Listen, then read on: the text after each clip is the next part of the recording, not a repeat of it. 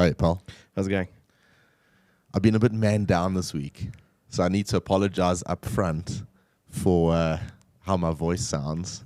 It's a bit on the gruff side. Yeah, I've had man flu the whole week. Did you pick up a bit of a souvenir from... I picked up a souvenir from Jarvis. Oh, Yeah, he gave it to me. He picked up a souvenir from Paris and then gave it to me. So it's doing the rounds. Yeah, Oh, well, look, it's one of those things. but certainly not bad enough to cancel the podcast on. No, never. Yeah. Never a good reason for that. Yeah, some end of the year vibes It creeping is. in. You can feel like, in general, the society is gearing up for the festive season. Like I won't lie to you, Ryan. I'm feeling those vibes. I'm really looking forward to it. I've got a nice road trip planned with my family.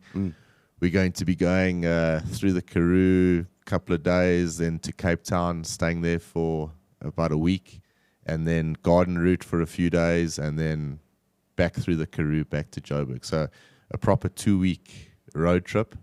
Really, really looking forward to it. Yeah, I'll I'm sure. be honest, it's I've been looking forward to it all year. Planned it at the beginning of the year to commit to it, because you know what it's like. The end of the year comes, there's not enough time. Ticket prices have gone up, or hotel prices have gone up, so you just laugh it off. And then you sit here in December in Joburg, which is about as depressing as it bloody gets, because it's empty. Yeah. And so haven't been away on a December trip for a while, so really looking forward to this one. Yeah, well deserved, man. I mean, it's been a pretty busy year. It has. So yeah, I know, good break is well deserved. And interesting that you're doing it a road trip. I mean, I think flying in December is going to be chaotic around South Africa. Yeah. The capacity, although we'll talk about it a bit later, there is capacity being added, but it's going to be quite a mission. I think for us, or any pilots, I think, any crew member, if you can avoid the airport from a holiday perspective, obviously you can't when you're going overseas, but certainly traveling in South Africa is quite a cool thing to do. And I really enjoy that Cape Town trip. Done it a few times on a motorbike, but this time with a 1.5-year-old in the car, it's going to be a bit interesting, but really looking forward to it, actually. Yeah, lekker, man. Yeah. Just something at the beginning of the show to get out there. If you are watching on YouTube, click that subscribe button. It really does help us. So if you do enjoy the video side of things, make sure you are subscribed to that channel, and then that'll it'll allow you to see when the next episode comes out. So it'll give you a bit of a alert. So click subscribe. It helps us, and it improves the reach of the show. And at the same time, just that little bell notification as well, because that is what actually reminds you every time a new show gets released. It'll pop up on your screen, and that way, That's it. you won't miss an episode. You won't miss an episode. We've only got a few more left, so a bit of housekeeping as well. Going into November next week, and then, what are we doing? Possibly 4 episodes in November. Not too sure yet, but likely the last episode will be that last week of November. Pretty much, yeah. Yeah. I think that's what we're aiming for. And an exciting episode coming up towards the end of November. Yeah. We'll talk a bit more about later on. But Bit of a collaboration episode, actually, as well. So I'm looking forward to that. yeah, it's going to be cool. We'll chat about that, in the either later on or in the coming weeks. Should be a good one. So, Ryan, let's get into it. You did mention that there would be a bit more capacity introduced very soon, and some major capacity, because when we were reviewing the capacity now, we looked at those numbers and thought, should we mention that? Is that real? Are we sure that's not a typo? But SAFAir have come out saying that they've got another 6 737-800s joining their fleet by the end of April 2023. And obviously that's going to increase their capacity to what? Another 400,000 seats. 400,000 seats. So that's what I said. Is that Yeah. real? But 400,000 seats. I suppose it makes sense because the frequency is so high and 6 more aircraft. Yeah. So, So it's fantastic news. I mean, it's great to see that kind of expansion going SAFAir's way. And again, that's obviously going to lead to a hell of a lot more opportunity being available to air crew in general, pilots, cabin crew, ground staff, no doubt. Because, I mean, 6 more airplanes, there's a lot more hands that need to be on deck. There's a lot more, exactly. And not just in the flight deck, but on the ground and the check-in everywhere. Eh? Yeah. So if you're looking at just the flight deck, what do they work on? 4 or 5 crews per aircraft? Something like that. Yeah, it's a hell of a lot more. Bit of an employment drive coming up, I assume. I'm sure. But there are a few 737 drivers available. Those that haven't gone off to the Fly Dubais and Wizz Airs and the rest, but still quite a few guys left in the country for sure. Yeah, it's great. And then obviously Lyft this week started Joburg to Durban. Yeah. So they're expanding their route network. Yeah, it's about time they went to Durbs, eh? Yeah. Seems strange that they hadn't connected the Golden Triangle yet, but obviously they were waiting. And I think it's obviously the right time to start it now, gearing up for the festive season. Yeah. We know that Joburg, Durban, Cape Town going to be very, very popular routes. Yeah, for sure. So I did one of your tricks. I actually went and checked on the website what it's going to cost me this weekend to book a flight. Give us the numbers. Durban. So return ticket leaving tomorrow, getting back on Monday, Joburg to Durban. Economy class with a bag checked in comes to 2,950 Rand in total. That's not too bad. That's not too bad. I mean, you can't drive to Durban for can't. that. I mean, you're going to pay that in toll fees alone. Yeah. So. That's not too bad. Yeah. That's pretty good. Yeah. A lot to be proud of with what our airlines are doing. I mean, we spoke about Seme last week. I mean, look at Safair, just to add those 6 more. That's no small thing. Lyft going to Durbs, and then Airlink now partnering with Federal Air. Yeah, they've sort of connecting the low-felt lodge hopping. It makes sense, though, hey? Yeah, I mean, of course. I mean, that's ultimately what it's about, you know. Someone who's sitting on the other side of the world who's coming out to do some traveling, the most direct way of booking your ticket from start to finish. So it makes sense. It does. So Airlink's obviously South Africa's premier airline, particularly at the moment. And, they're going to be using... So let's try and give people an idea. They've got Skukuza, Kruger and Mpumalanga that they fly into. And then, so Federal Air obviously going to take people from those airports to the likes of the Lower Sabi, smaller lodges and all the rest. Different lodges, yeah. So it's a really cool idea. Yeah. So Federal Air obviously been around a hell of a long time, and they're a leading service provider for shuttle flights to some of South Africa's most stunning luxury safari lodges. Talking about prices, have you looked at the prices of those? What, like lodges? Yeah, man. It's not for your average South African. No, it's not. Hellishly expensive. But I don't know. I mean, you've obviously stayed at some of those lodges before. I've had the opportunity of visiting quite a few of them in my career, and it's expensive, but what an experience! No, it is. It's like out of this world. No, I think for most people, it's a bucket list experience, and people treat it that way. But they're full all the time. Yeah. Just out of interest, you go and, click on them. I mean, Lower Sabi and stuff like that, a little bit difficult for South Africans. But, you can even, my wife and I like that Nambiti Hills towards on the Natal side. You can't get in. You can never get in. You got to book like 6 months in advance. So if you're thinking of a last minute trip, a bit difficult. But but those bush lodges are spectacular. So if you are listening or watching us from overseas, and that is on the bucket list, then you don't even have to, and you are sort of stressed about the traveling, jumping in a car and driving down there, you don't have to. And there's options. I mean, if you don't want to, travel the economy route, book a private charter. Yeah. And do you know any charter companies, Ryan? I know of one Give us a punt good there. one. Well, unique. Give us a punt there. The only crowd to use for your private charter. Shout out to Jill and Val. Yeah. They do great work, and they've got a good thing going. In fact, might as well mention it now, but they pulled off one magnanimous charter a couple of weeks ago. They had a 737 fly from Cape Town up to Kruger, and I think they had in the region of like 20 airplanes. No ways. Meet this crowd, everybody off the 737, and something odd passengers, and then they all shut it out to the different lodges. And there's a picture of Kruger's apron. You must see it. It looked like it was an air show. Really? And that was all put together by them. And I obviously got to witness all behind the scenes actions of what it took to pull that off. And yeah, they did well. Yeah, no small feat. No.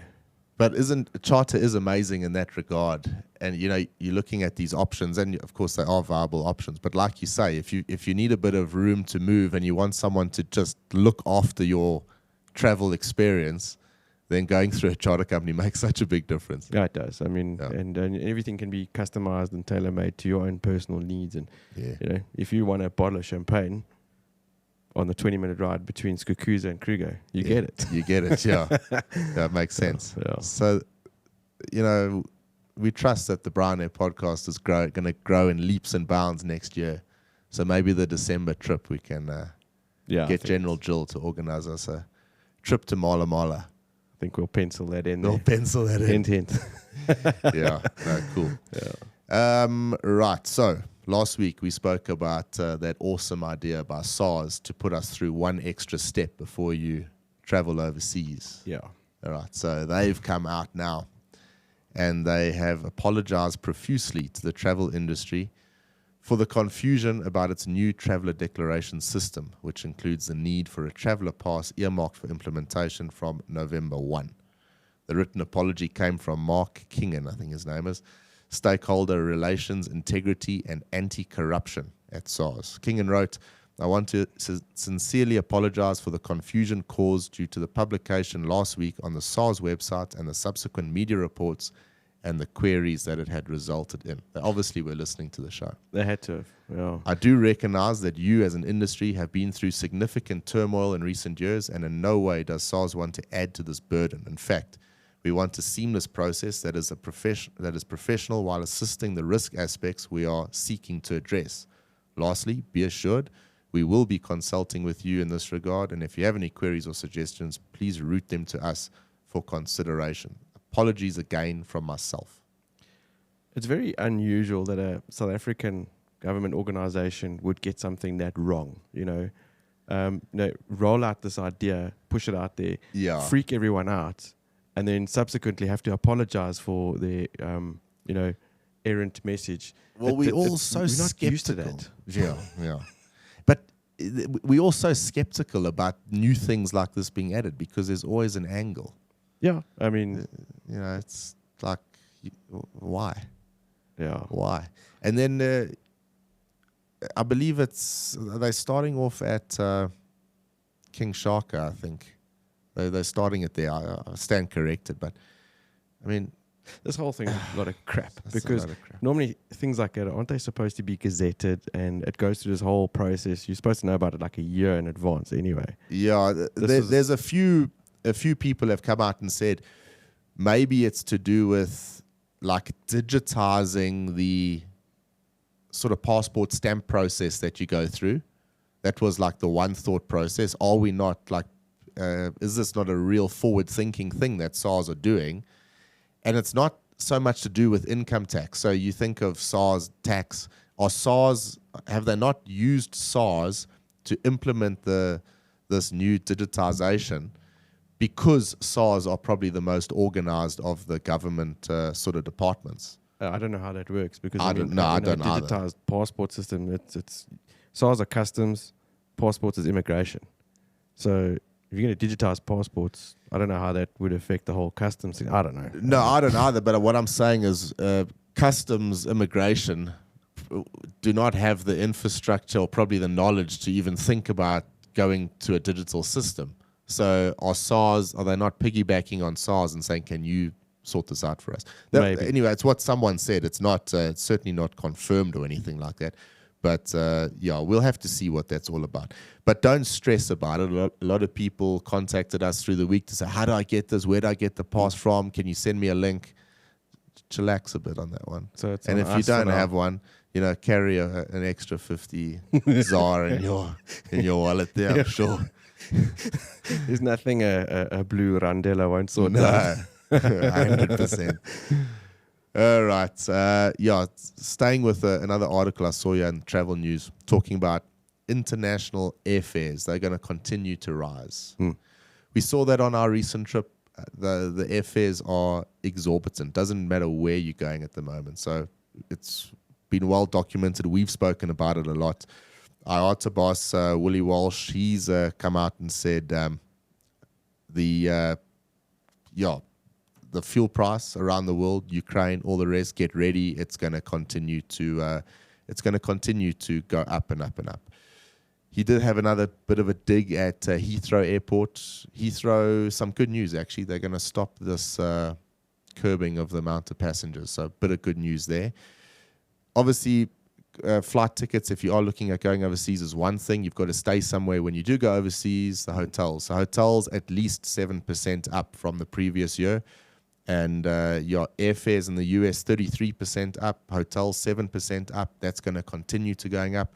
And in a poll with our travel agents here in South Africa, 46% of the respondents had to say that they've seen increases across the board of more than 40% since October 2021. So quite a lot, Ryan. It's a significant increase. No, it is. It's ridiculous, actually. But it's to be expected. I mean, first of all, there's still the recovery that everybody's trying to get back on their feet from, and the oil prices and all that. So it's going to be like that for a long time. It's going to be like it for a while. Just get used to it, but don't let it stop you traveling. It's just something we're going to have to become accustomed to. I don't see it dipping anytime soon. No, look. And I mean, traveling's always been expensive. It has. But it's well worth the money spent. If you're going to go on that adventure, just do it. Yeah. The only thing you can do is book further ahead. Yeah. So that's what they're saying, yeah. But book further ahead, and then it's like your own hedge against the prices going up. Yeah. The last minute flights overseas are very, very expensive. So book ahead and then don't get yourself in a mess just before you have to travel. Yeah. There's quite a few new routes coming soon as well. New non-stop flight between South Africa and Brazil. So the LATAM Airlines group says it will relaunch a non-stop flight between Sao Paulo and OR. And that is going to be next year. That'll be on a 787-900.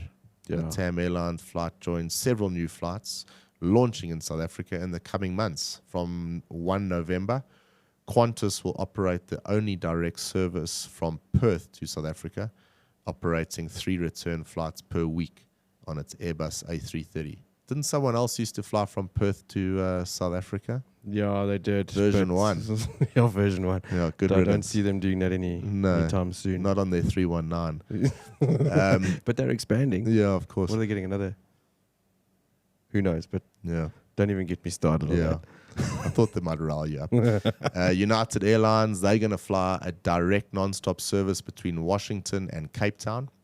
So the flight will operate 3 times a week with the first takeoff on 18th of November. So a lot happening next month.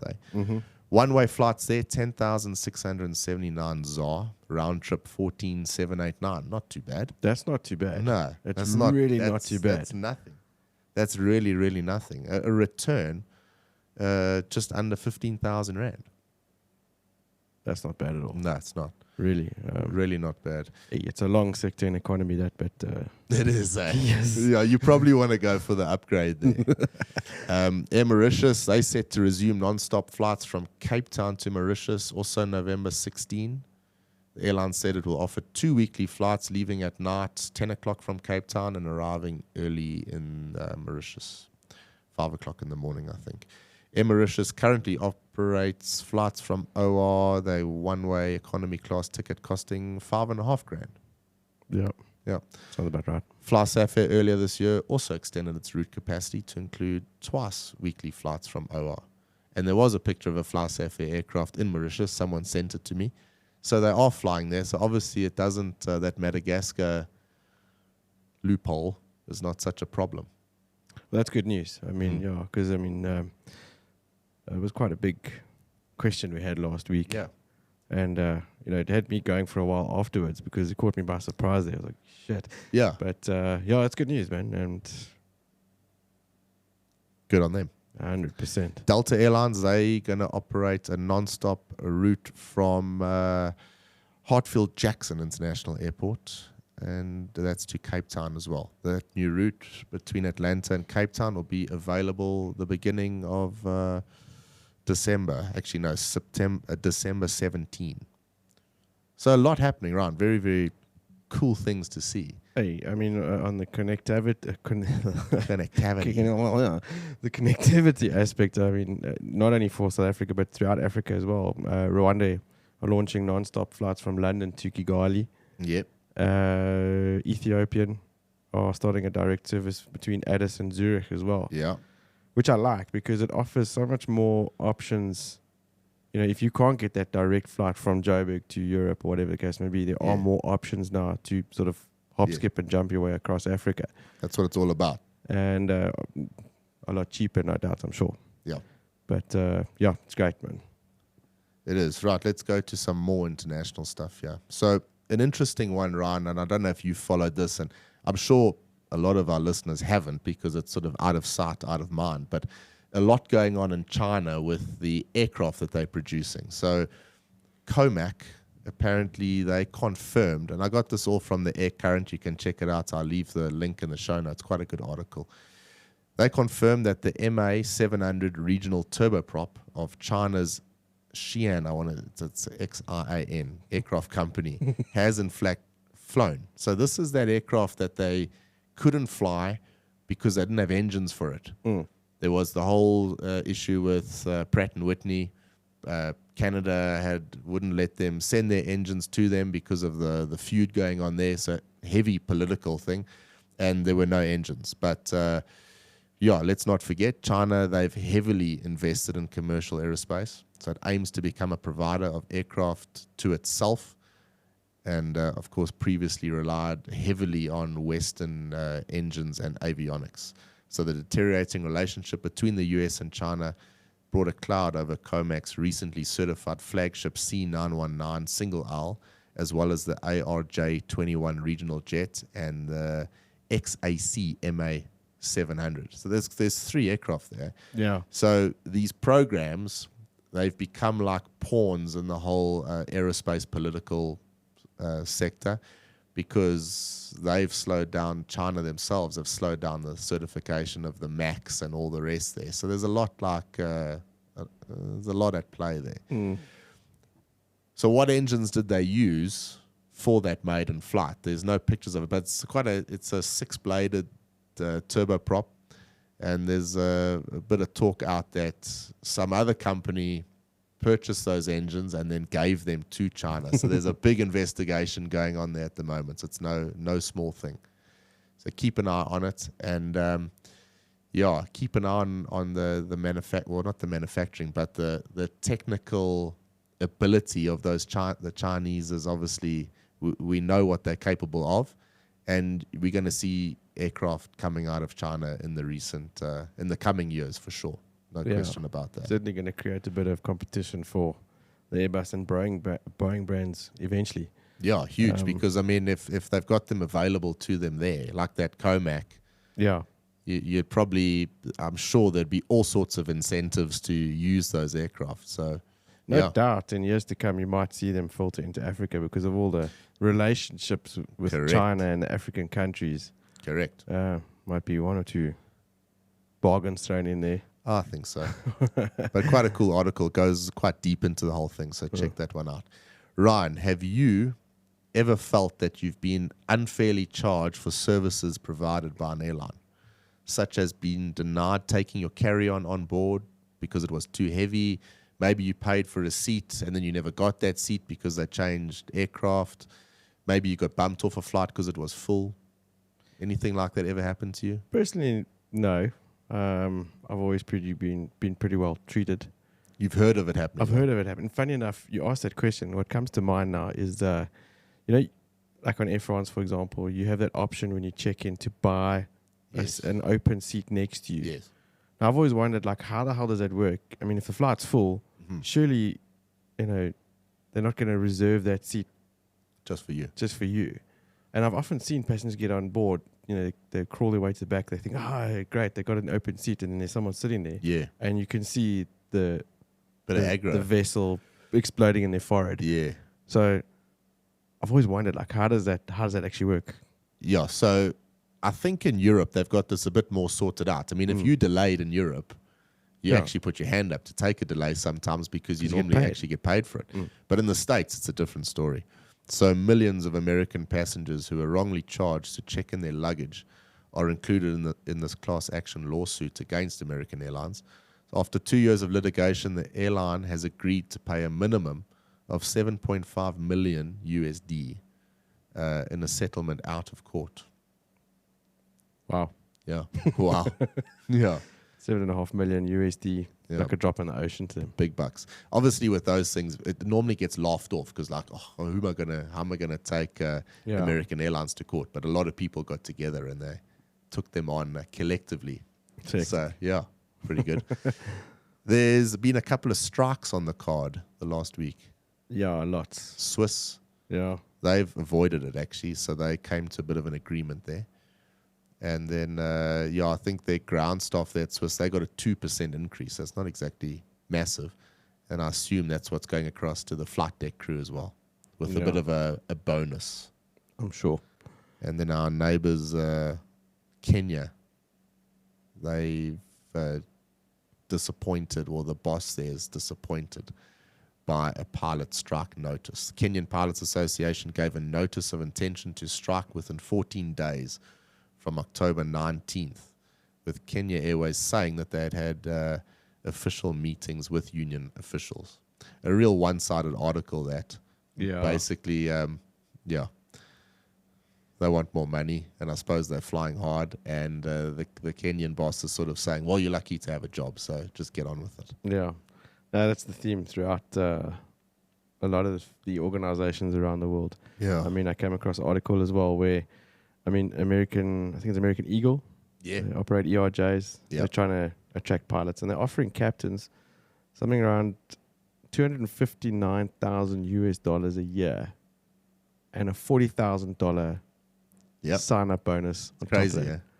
that. I mean, that's insane. It's insane numbers. That's throwing a lot of money at trying to get guys to come in. So it's just an indication of how short they are of pilots. Yeah. It's It's so exaggerated in the States. Yeah, it's nuts. It's just crazy. We haven't felt that sort of pinch here yet, but it certainly is coming. No, it will come. I mean, look at the article, Emirates. They've hired more than 6,000 flight attendants in less than 1 year. Yeah, I can believe it. 6,000. Yeah. Hundreds of pilots and airport workers were also recruited in Dubai and across the company's network and various operations. The group invested 7.9 billion dirhams in new aircraft, facilities, and the latest technologies to prepare the business for future growth. Tweeting on the occasion of the 37th anniversary of Emirates, Sheikh Ahmed said, we have restored more than 90% of the network, more than 80% of pre-pandemic seat capacity, and all our Boeing 777s, that's 151 aircraft, and more than 70 380s are now in service. Crazy. Nuts, eh? That's nuts. I mean, if you go back to so much when we were speaking about guys losing their, being furloughed and that from Emirates, that wasn't even that long ago. No. Now to look at those numbers, hiring 6,000 flight attendants, it's just awesome. That's fantastic. It really is. Yeah. Good job, Emirates. Yeah, man. You're not vegan, are you, Ryan? No, No. not by a long shot. Yeah. I love my beef salad. I can tell. So Emirates, there's a World Vegan Day on November 1, so just around the corner. Emirates are sort of leaders in the whole offering the vegan options on flights. So instead of just getting a garden salad as an option, they've gone like full tilt and you get proper vegan options. Yeah. But they've got this hydroponic vertical farm in Dubai that they use. You've got to see the size of this thing. It's the biggest in the world, and they make all their food there in this vertical farm. Goes from their package and then onto the aircraft. So quite a neat little setup over there. Yes, that's innovative. It really is. They're thinking about all the angles. Yeah. Do you see this one? EasyJet plane came within 10 feet of a drone. But they were at 16,000 feet. Yes, so this wasn't a little drone. no, it's an outperforming drone. Yeah, they spotted this thing. They saw it had the sort of 4 stabilizers on. Jeez. But up at 16,000 feet, there's a big investigation going on to see what the hell happened there. Obviously, the TCAS doesn't work with a a drone because it doesn't have a transponder. But pretty dangerous, eh? I'd say. Speaking of incidents, have you seen that Korean Air A330 that overran the runway at Cebu? Yeah. Well, it seems to be, a couple of incidents this week. Yeah, Rwanda Q400 in Kamembe. Yeah, left the runway as well. I couldn't believe it when I saw that. I just thought we are seeing more and more of these runway overruns. Yeah. Recently. It's like, why can't the guys are obviously proficient enough to keep the airplanes in the air, but can't do much about keeping them on the runways. Yeah, so it says more than 160 people were on board the Korean flight when the plane overshot the runway as it tried to land for a third time due to heavy rain. That doesn't look the best in the report. Eh? No. Yeah. Consider diverting. Yeah, so third attempt, they landed, but they overshot. What happened with that Rwanda one? That just looked like a straightforward... it was also wet weather. Yeah. And they just... The end of the report just says, this incident may have been caused by an error by the flight crew. So, yeah. No. Once again, fantastic reporting. Yeah. Well written. Yeah, well done there. Obviously went deep into that one. Someone's not using Grammarly again. No, exactly. Oh. Ryan, your favorite airline, Virgin Atlantic. Oh, yes, with the pilots that can dress whichever way they want, yeah? Yeah, so they've invited applications for 200 new cabin crew for positions in its latest recruitment drive. The airline's been making headlines recently for its policy changes regarding tattoos, that we're all for, and uniforms for its frontline workers, and is aiming to be more inclusive in its practices. What I found funny here. So the airline's gone one step further now. So as a customer, you can actually declare what your pronoun is so that you can be greeted according to that pronoun. So you disclose when you buy the ticket.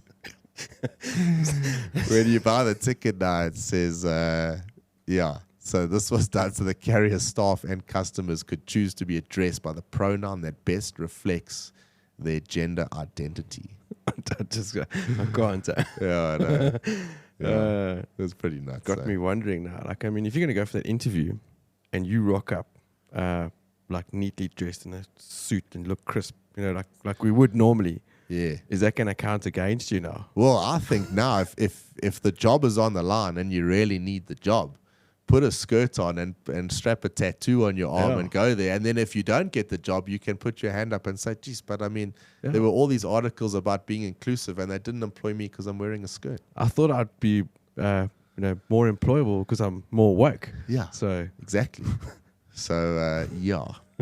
So, hey, man. I suppose in the UK, it's not going to work so lacquer in South Africa. No, you're still going to get that. You're going to get bullied. Like, hey, but. Hey, bro. Yeah, look, let's just call it what it is. You're going to get, it's just not going to work. You're going to get bullied. Like, imagine FlySafair came out with that tomorrow. I can't see them falling for that. No, but it just, I don't know. I think there's more important things in the world. Staying with Virgin, though, they've taken delivery of its first 330-900. So the first in the UK, actually. They're going to operate 13 of them. Cool. Big move. Yeah. They were always very pro the 340s. I remember on the side they used to have 4 engines for long haul. No. Because they used to push, because a lot of oaks were on the 777s and that, and they pushed the 340s. Yeah, so obviously wasn't the right move back then. So 330s for them. Those 330 NEOs, it's actually quite a good-looking air. It is. It's a really good-looking aircraft. I've seen that Air Belgium one here at Joburg a couple of times now, and I must say I like the shape. Yeah, it's a really, really good-looking aircraft. Staying in the UK, so I didn't follow this, but I'm sure a lot of people have had to. Obviously, with Brexit, the EASA part or arm of the UK is now totally separated from EASA. Yes. It's now the UK CAA. Mm-hmm. So there was a window to get your UK EASA license converted to a now UK CAA license. Yes. Sounds like a bit of a rigmarole. And that gap, I think there was a 2-year window that you're allowed to do it, that's coming to an end now. So apparently there's been a bit of chaos there with people trying to sort out their licenses. So a lot of airlines like EasyJet, Ryanair, Wizz Air, they've got pilots from now 2 separate authorities.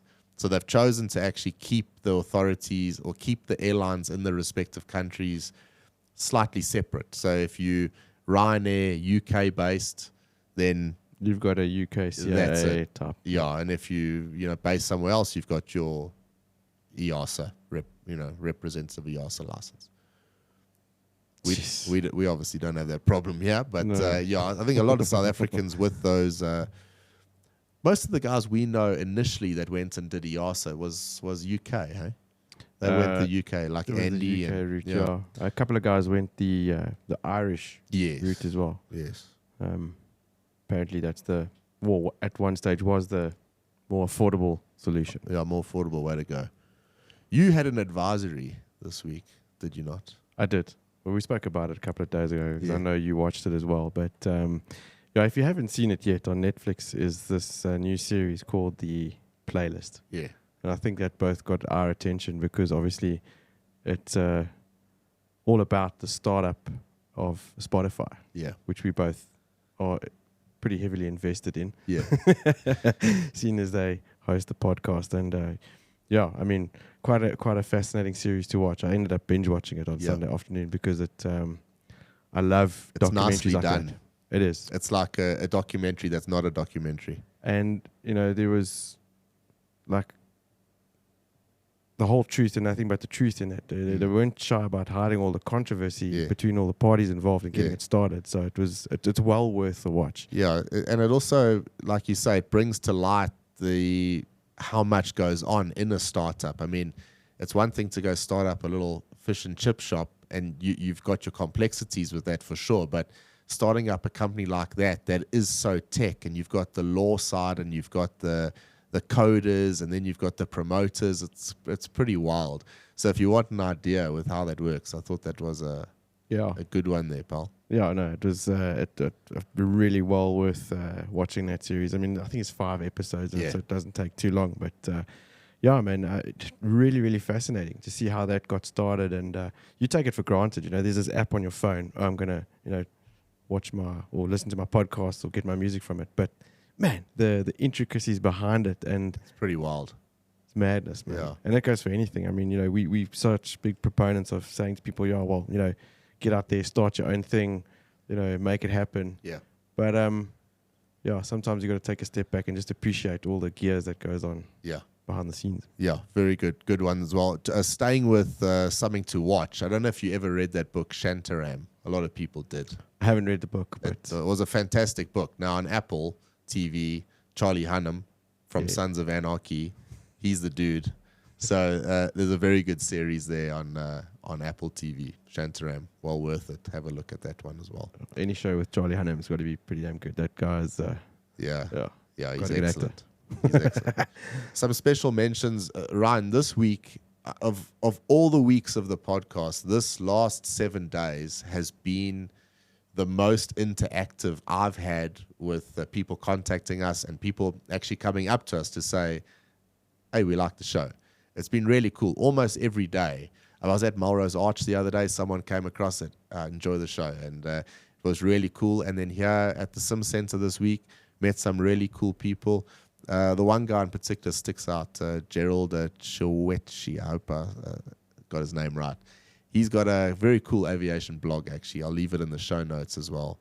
Very cool guy. And it's the big thing with our podcast has always been not so much the show itself, it's been the network that around it.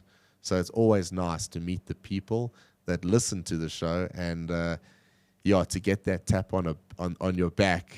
Although we say it's not the important thing, it adds so much value, and particularly towards the end of the year when you're a bit tired, you're a bit jaded, and you're wondering, hey, are we still on the right track here? So thanks everyone who did give us a shout out this last week and who actually took the effort to send a message or to shoot us an email. It really has made a big difference. Yeah, we really appreciate it. I mean, it makes it so worth it to know that guys do appreciate, the show and listening to all the cuck that we sometimes talk.